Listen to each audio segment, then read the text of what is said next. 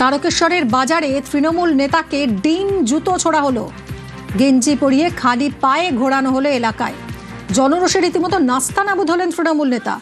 রানার সঙ্গে কথা বলবো। রানা, এই জনরোষের কারণ কি?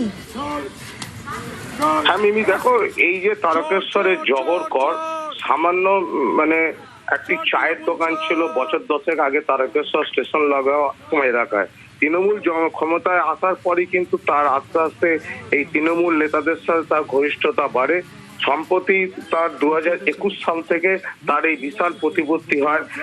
একটি মিউনিসিপ্যালিটির একটি দমকলের সে পাম্পের কাজ করতো, পাম্প চালাতো।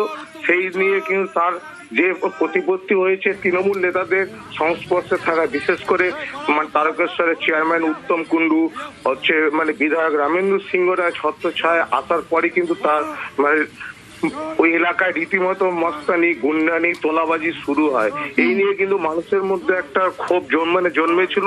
সেই ক্ষোভের প্রতিফলন হলো গতকাল রবিবার সন্ধ্যায় সে যখন ওই তারকেশ্বর একদমই সেই জনরোষে আছড়ে পড়ে তৃণমূল নেতার উপর। অনেক ধন্যবাদ রানা।